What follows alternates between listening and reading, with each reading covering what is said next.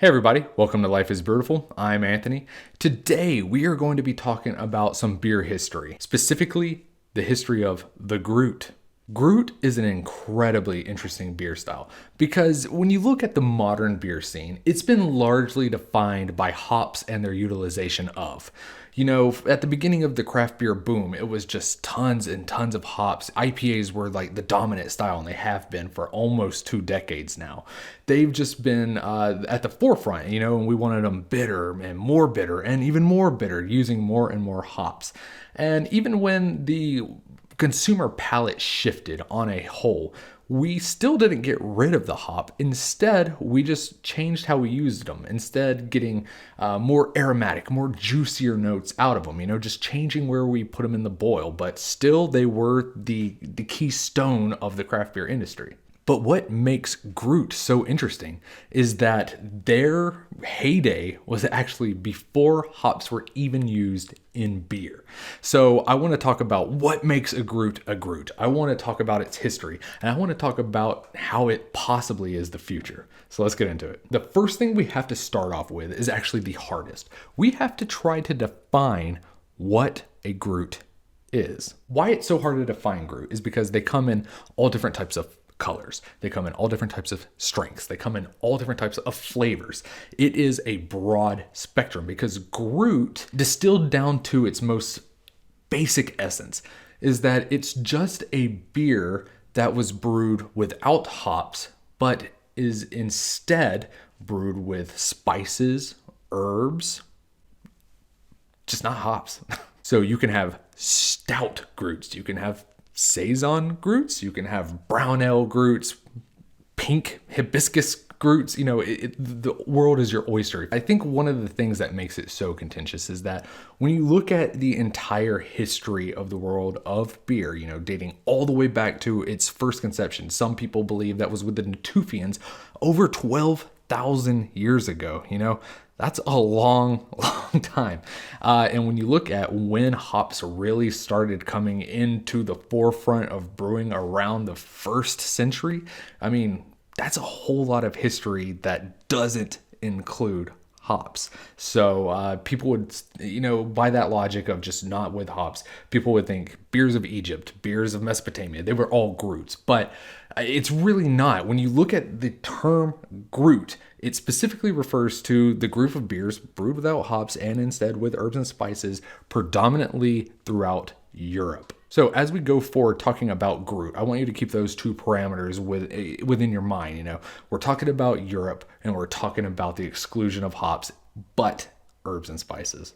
So now that Gruits have been more or less defined, let's go ahead and dive into its very, very old history. Gruit seem to have arisen in Central Europe several thousand years ago. There's no exact date. Most historians believe that Gruit came out of the lowland countries. We're talking Netherlands, we're talking Belgium, and that is because the first mentioning of the word Gruit comes out of Belgium. However, it spread far and wide. We're talking all across France and Germany, probably Switzerland and the northern Lombardy region of Italy, all the way up into the Balkans. Still to this day, if you go to some of the breweries in the Balkans that kind of try to capture their ancient pagan brewing practices of the region, you're going to get a lot of different Gruity style beers. Every single region and every single town and village would have their own interpretation of what Gruit and beer was. And that was largely because it was brewed with what was available to them. They, went out into the forest, they foraged, and they found things that would create the flavor or some other type of effect in their beers that they were actively seeking out. These beers would have been pretty interesting. They would have been spontaneously fermented, so potentially sour, kind of funky, or maybe a little bit cleaner depending on what microbes and what wild yeast were available in the area.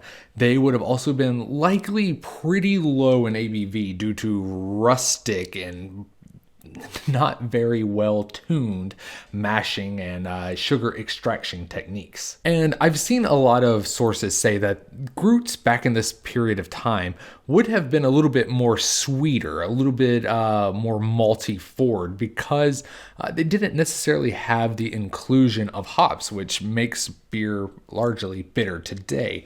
However, I mean, there were so many different types of herbs and spices being utilized, all of which can bring their own unique bitterness. It doesn't have to have those isomerized acids that hops provide to create bitterness. You know, I mean, I'm sure that they were utilizing things like juniper and tree bark and things like that, all of which have a very bitter aspect in themselves. The unfortunate fact of the matter is that a lot of techniques and a lot of ingredients and a lot of processes for how Gruits were made in these early days are largely lost to time. Back in those days, those tribes that were brewing Gruit, they just really didn't put a whole lot of value into writing down their history and writing down the processes and ingredients. So it's largely lost to time. The kind of evidence that we get for what Gruit may have looked like actually came from Gruits that ended up surviving all the way up to the 17th century in Europe. So even though those not the best sources, that's kind of the closest we have to true written historics. So let's talk a little bit about the evolution of the Gruit. You know, I said earlier, they were mostly foraging type beers, local beers that captured the local terroir. You know, it had that local essence to it because brewers brewed what they were able to find. As the beer industry kind of got into its early days, you know, as trade and bargaining and all that other stuff kind of spread across Europe and became a little bit more centralized, we started seeing people and brewers finding a lot of value in herbs and spices from far off lands. Breweries started to become more of industries instead of just calorie providers for the local town. You know, it became a business. So they wanted to make their beer stand out. And if they were able to buy these rare and exotic spices and these rare herbs, you know, from far off lands, it kind of helped them stand out from other local Gruit brewers. And, you know, some of their herbs and spices that were local probably became a little bit desirable elsewhere too. So it really kind of took Gruit to that next level in evolution of becoming a little bit more centrally defined. It was by the 10th century that we really started to see a true definition of what Gruit was expected to be. And it all came down to 3 ingredients: sweet gale, bog rosemary, and yarrow. Why these 3 ingredients became so popular that they became the defining characteristic, I don't know. Maybe it was because it provided a little bitterness. Maybe it was because it just had a palatable flavor. Some people think maybe it provided some type of quality that was antiseptic to improve brewing. But I think one of the predominant theories is that it kind of intensified the drinking experience. And what I mean by that is it was around the same period of time that we started seeing a lot of reports coming out that Gruit caused people to go a little bit crazy. It kind of sent them into a frenzy where they got all riled up after drinking it, almost like a berserker state. And a lot of sources contribute that frenzied manic state to the consumption of those herbs. This is also the period of time where we started seeing Gruits become used in like celebrations and festivals and marriages and all that other stuff. And it was because people really wanted to party, and it got them all riled up and got them all hyped up and got them a little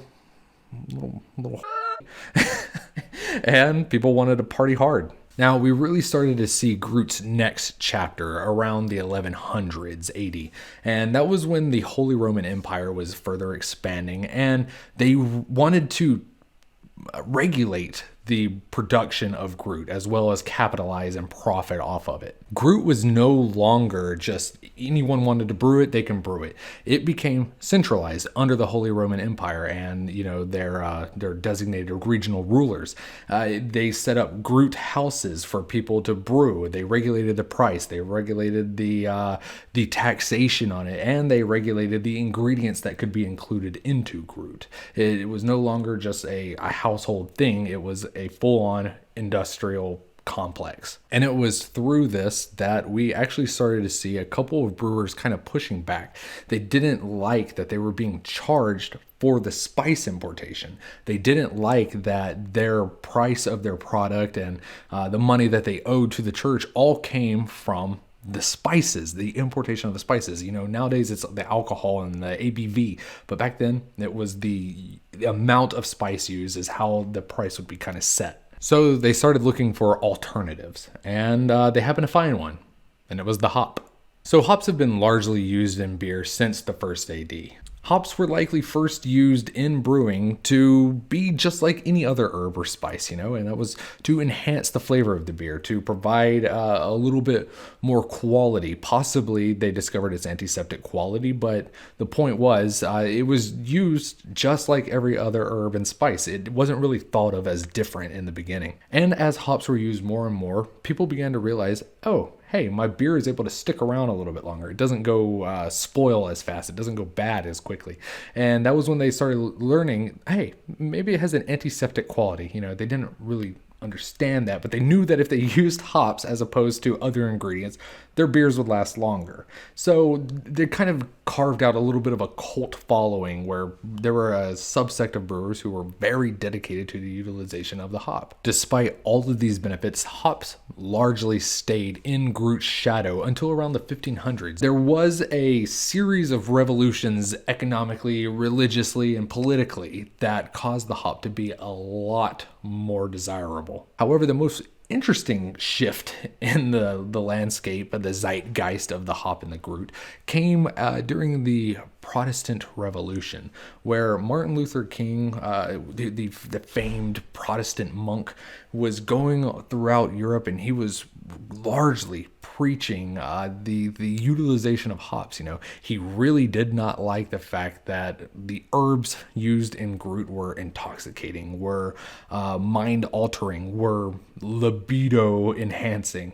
He wanted that all to be regulated, and he thought that the hop tasted best. He thought the hop had the purified aspect to it, keeping the beer clean, and it didn't have all that negativity as the Gruit had that was associated with like sin and bad behavior.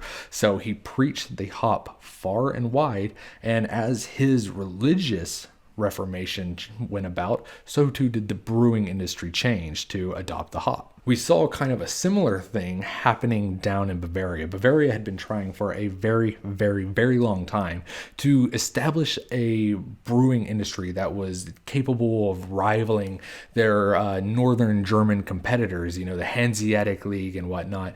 They wanted to be able to refine and brew better high quality beer. And one of the things that they had to do was get rid of all the impurities that were causing their breweries to brew bad beer. And what we eventually got out of that was the Reinheitsgebot, which established that beer had to be brewed using hops and no other ingredients besides, water, malt. Two different major factors spanned across the Holy Roman Empire, both resulting in the mass adoption of the hop, combined with all the other countries throughout Europe kind of getting a little ticked off about the overprice of spices and herbs. And it just created a perfect storm where hops rapidly became the most utilized ingredient in beer opposed to any other type of alternative. With all of these factors bearing down on the Gruit, it just had no other alternative, no other options except to fall to the wayside and allow the hop to take the center stage. It just would never regain a heyday. I mean, even still to this day, where Gruit is probably at its most popular point with the adoption of historic and ancient beer styles in the modern day craft beer scene, I think more people are certainly aware of it than they have been in almost 1,000 years, but they definitely just, it just hasn't been able to recapture any solid foothold. But with that being said, there are some breweries that focus solely on the production of Gruit. There's one here in Germany. There's one in Belgium that I got to visit. Absolutely love the Gincy Gruit Brewery. They are doing some absolutely fantastic and interesting takes on the Gruit beer, sending their brewer down to like Africa and across Europe and Asia to learn how to brew with far off interesting herbs, fruits, and spices. When thinking about the Gruit and what the future holds for it, It's kind of hard to tell, with the craft beer industry kind of being on a decline. People have been talking about the popped bubble for almost 10 years now, but, I can't imagine the Gruit beer style, at least in America, maintaining a strong presence as, the industry collapses and tumbles down and competition gets more fierce. I think as long as the craft beer spirit kind of continues, I think we will see it popping up here and there, onesies and twosies, but straight up, I don't know. I will say it may enter into its next step of evolution. We see a lot of kettle sour beers, and a lot of those are brewed without hops, oftentimes with fruits and spices and sometimes herbs, all of which could indicate a potential Gruit, depending on how you wanted to define it, how you wanted to attribute its characteristics. You could argue that it is a Gruit. What I think the true future of the Gruit is hemp beer. Now, the interesting thing about hemp beer is that it is kind of in that same category as the hop beer was back in the day before it was first, widely adopted. And that is, it is largely seen as just another herb, and it is being incorporated into beer without much thought. And a lot of the breweries moving into the marijuana and the hemp and the CBD type beer market are using hemp and marijuana in place of hops because they kind of have this similar flavor and character because they share a historic and genetic link. So I think, me personally believe that is a Gruit. It's not a hop. It is an herb. It is providing flavor and potentially storage enhancements. It is a Gruit. And I think that's kind of funny, because when you look at that history that we just went over, herbs and spices paved way for the hop, and because of the hop's mass adoption and shift in political and religious beliefs and everything else has caused a climate that would allow us to shift away from hops and enter into a new herb era. Either way, Gruit is a fantastic beer style. It is a little bit ambiguous. It is a bit of an umbrella beer style, and those can get confusing. They can get complicated, but if you just accept it for what it is, a Western European inspired beer brewed with herbs and spices instead of hops, then I think you open yourself up to a huge range of beers that are all just so unique and interesting and different than the stale kind of state we are seeing in the craft beer scene. This is drastically different than what you're going to pick up off your local shelf. I hope you found this interesting. I hope you learned something about the wonderful world of Gruit, its past and potentially its future. And I hope that you will go out and try the Gruit based off of what you learned here today. So thank you very much for watching, everybody. I really hope you enjoyed. Like, comment, subscribe. Remember, there's a story in every bottle and that life is beautiful. Cheers.